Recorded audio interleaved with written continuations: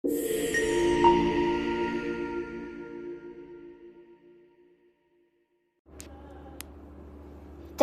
mes Mateos dhe Brikenës ka kaluar muret e shtëpisë Big Brother VIP Albania, duke përfshirë tashmë edhe familjarët e kësaj të fundit. Pas deklaratave të djeshme të Mateos, i cili pretendoi se mes tyre kishte pasur një romans të ndërprer nga familja e saj, madje duke përmendur edhe një puthje, familja e Brikenës ka reaguar publikisht me një deklaratë të fortë.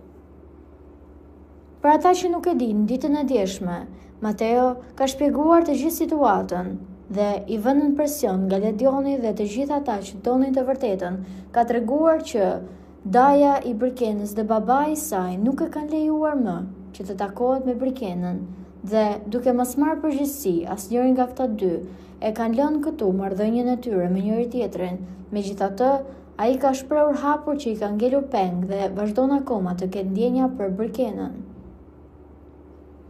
Përmes një postimi në Instagram, familja e Brikenës kanë zbuluar se mes dy banorëve ka ekzistuar një marrëveshje paraprake për të mos folur, e cila sipas tyre është kelur nga Mateo për përfitime në lojë. Ndjejmë përgjegjësi të sqarojmë një parim të thjeshtë. Fjala e dhënë nuk është temë loje.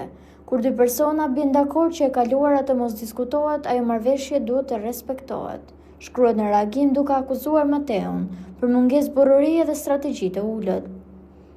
Familjarët theksuan se fama e Brikenës nuk i jep askujt të drejtën të cënojë privatësinë e saj për vëmendje.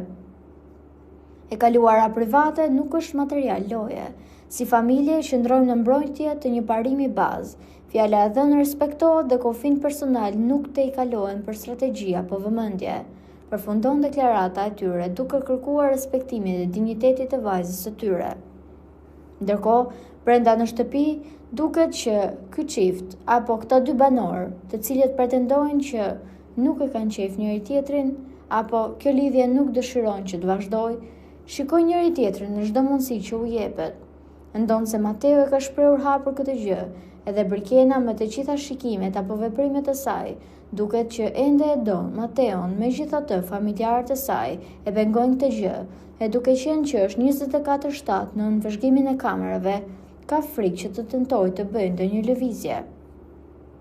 Po juve çfarë mendimi keni për këtë situatë? A mendoni se ata të dy do ta vazhdojnë lidhjen pavarësisht fjalëve të familjes së Brikenës? Komentojeni mendimin tuaj dhe mos harroni të shtypni butonin subscribe për të mos humbur asnjë video të re rreth kanalit ton. Ju faleminderit.